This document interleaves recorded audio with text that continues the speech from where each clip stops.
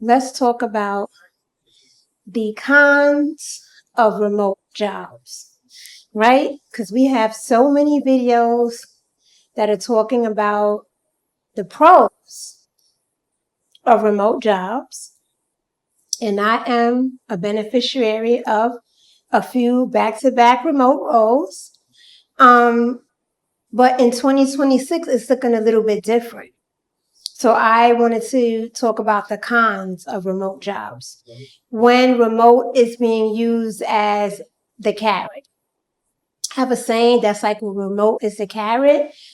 And that basically means when the company has these long expectations, or like I talked about, 2 to 3 different jobs, titles, like one job would be one rate and then another job would be another rate. That is clearly 2 different lanes, but they know that it's 2 different lanes. So they probably let go of one person and now they are making this role remote, in the sense of 2 different roles coming together and becoming one. And then after they explain everything to you, like the long job description, what's expected from you, the Slack channel might be going off all around, late at night, different time, depending on what kind of remote role it is, right? Because you have the W-2 remote roles, and those are basically, it could be 40 hours, but it depends on what your role is. If you're in marketing or like campaign, your role will definitely be past 40 hours. You might have easy 50 hours. And of course, some companies will pay you for overtime. Some companies don't, just depends. If you are independent contractor, more so like 1099, you have to take that into your invoicing, like how you're billing them, depending on, what does the role really entail. So instead of someone that's W-2 and after those 40 hours they're getting that overtime, you're 1099, so your rate might be higher because you're taking away the agency's fee and you're also looking at, because a lot of times it's like you have the role and then they will also throw in as needed. So if you are dealing with the client or more on the client facing side, which I usually am, then you're dealing with the client, right? You're kind of on hold until the client moves. You're kind of on hold till the client gives feedback. And that doesn't automatically fit nicely into an 8-hour day or 40-hour work week. You can definitely have some 10 to 12-hour days. So that's when it's like you'll get a role and the recruiter will, have all of these unrealistic expectations and then basically tell you like, oh, but it's remote. You know what I mean? So that's when I say that remote becomes the carrot. Remote is also the carrot when the pay is unrealistic. Like say your rate is, let's say a good mid-level rate, let's say like 70, 75 to 80. And then one role is maybe like a manager role, and then another role is maybe a senior manager role. And they're basically putting those 2 roles, and then you also have some coordination roles, some coordinator's role also in your role, and they're kind of packaging all of that in for $70 to $75 or $70 to $80, and then they're saying like, oh, but it's remote. Mind you, each of these roles have a certain level of expertise. Each of these roles have certain client expectation, or on the agency side, they have certain expectations as well. Maybe that role has, a lot of marketing that has to go through. Maybe it has to go through a lot of leadership reviews. Maybe you're on hold. You're waiting on feedback to come back. That's another way that remote becomes a carrot. And they'll butter it up to you and say, oh, well, you can just, have your coffee, working from home, this and this and that. Another way that remote is a carrot is that your lunchtime is not really a lunchtime, right? It's kind of like at your discretion. You may, 12 to 2 may be your lunchtime that you're usually taking, depending on your break. Is it an hour, 30 minutes, depending on the company and your need? And like I said, your level of experience. how much they kind of give you for lunch. You might just need 30 hours. Some people, they really need that hour. If they're more on a coordinated side, they probably have a full hour, right? Because lower roles, and I mean lower in the sense of seniority, where it is on the scale of need, they'll probably have more bandwidth to take a full hour. Somebody else that's a manager or a senior manager, Monday and Tuesday might be very meeting heavy. So it's really typical for them to do like, okay, I'm just going to do 30 minutes. Or they might, be eating their salad but have the camera off, that kind of thing, and just tell everybody it's on lunch. Because you can't stop that.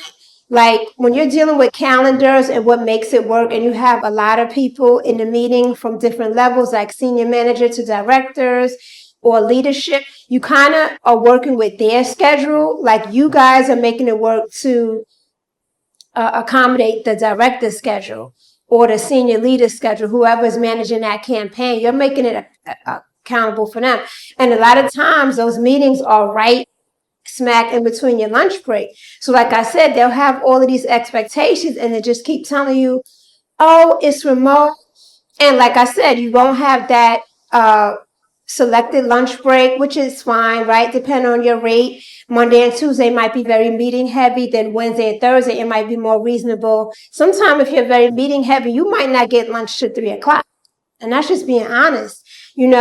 As far as like designated lunchtime, of course you can always heat up your food, eat at your desk, your wherever you're working at from home. If you have a meeting, and it's in your lunch break and you're starving, or you're kind of eating like a better breakfast and then just knowing that you're not going to eat until later on. So that's another thing that the remote is a carrot. The third way that remote is really the carrot is that the rate can be, let's say, $40 all the way to $75, which is a big number, right? Like it's not even a scalable price range, because what happens is that since the role is remote, they're not only targeting you, they're targeting people from basically all over the world.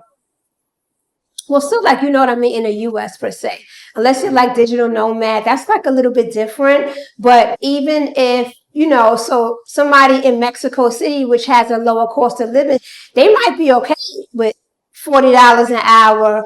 And then somebody at your expertise, you're living in a metropolitan city like New York City, you're in LA, you're in, Seattle, you're in Dallas, your cost of living is different. And then depending on how long this project is, you're thinking about that as well. So that basically with that one is that they're basically having that remote role, like I said, flinging that carrot and telling you, oh, it's remote, but leaving out the fact that this role is now open to people across multiple, first of all, geographic locations and skill sets, right? Sometimes the work just needs to be done and they're like, you know what? And they have a tight budget and they're like, whoever is the cheapest.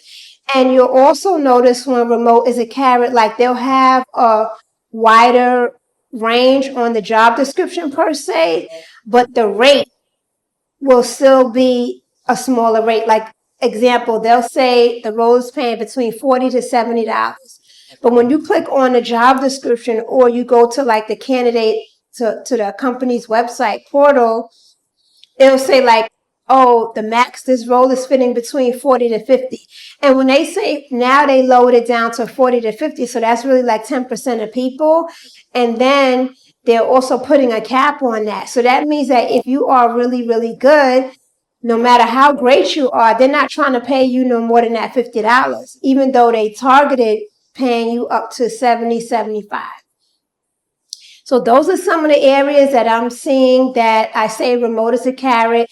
In the pandemic, when there was a lot of, remote roles, or, the trending headlines was remote is here to stay. Remote ain't going nowhere. We're not going back into the office. Companies are fine. Companies okay.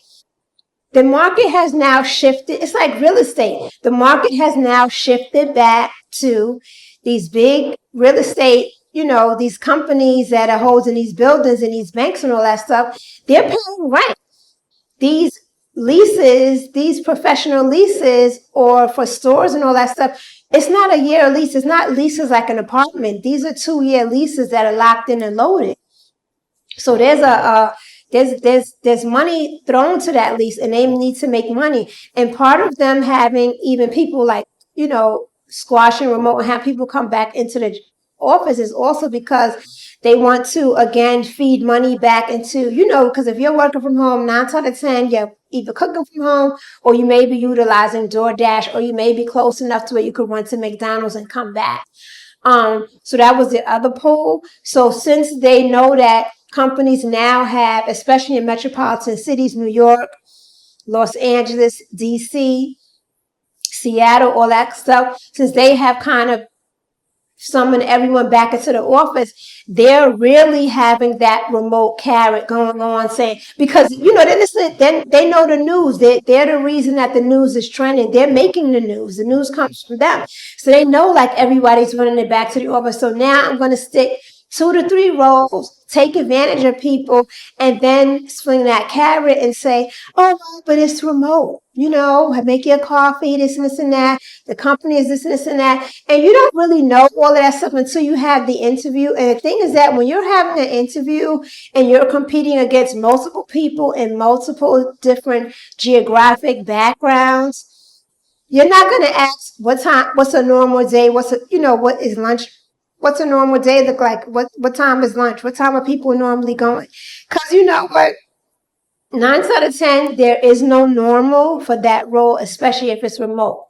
And again, like I said, just having it as that carrot. Another thing is that if you are working with different geographic locations, you're also dealing with multiple clients, and someone could easily be in Europe. Someone can easily be Mexico City, depending on the time zone.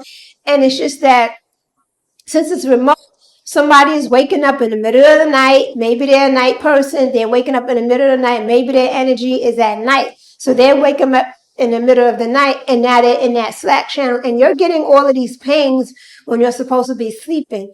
And I tell people also to like cut the chats off, just because companies will take advantage if you have no, like if you don't if you don't manage your time, a company will manage your time for you. They'll take advantage of your time if you haven't managed your time, put it like that. So this is where you see like Slack channels going off. And in the interview, they'll make it seem like, oh, we work with, Europe, or we're working with, a lot of the tech companies you're dealing with, their coding and all that stuff, the programming is happening in India, it's happening offshore. They might have a question. And it's not like you can necessarily answer that question, but they're still going through you to give you updates on that campaign, updates on where the project is, what's going on with the project. So you're also managing that feedback, because you want to tomorrow morning or later on today, depending on the time difference, you want to be able to flag that and say, this happened or this didn't happen because of. And again, it's bundled up in the Slack channel, and the Slack channel is going off, round the clock. No one's, no one's making sure it's good to go. A lot of times, if you're working cross-functionally, cross demographics, they're not really setting a time zone for them. They're not telling them like this needs to happen. It's kind of like as needed. So they're basically just throwing not spaghetti in the wall, but they kind of are. So now when you wake up in the morning, or whenever you wake up and you're going into, how you start your day, you get up, put your computer on, you skim through your emails. You have all of these freaking Slack channels that went crazy through the night. Because mind you, you're sleeping while they're awake. So this is why I, want to challenge you and just look at it, how, the cons that they're not talking about these remote jobs. And like I said, in the pandemic, people were able to lowball people, right? Because so many people were laid off and a lot of people were trying to job stack. But companies are wiser now. People have taken advantage of that on social media, talking about their whole day, talking about job stacking, not being discreet with it, just getting it, taking advantage, put it like that. So companies are like, no, they want you back in the office. And if there is a remote role, they are trying to lowball you. And then if you have a good remote role that's kind of comparable as far as salary, again, you're still competing with people that will also take low. So that's not to have fear or anything. It's more like you need to make sure that your interview game is on point. When you're making a certain level of salary, when they're paying you, again, like I tell people, they're not paying you six figures to do nothing. When you are targeting these six figure strategies and salaries, you better have your strategy in line, meaning like you need to be talking about your work style, high level, and how it correlates with that job description and what exactly is needed. But anyway, this is another one that's added to my career series. Next, I'm talking about communication styles. That's going to be very good as well. And I'm looking forward to it. So again, if you like this type of comment, this type of content, like and subscribe and follow. And welcome to the channel.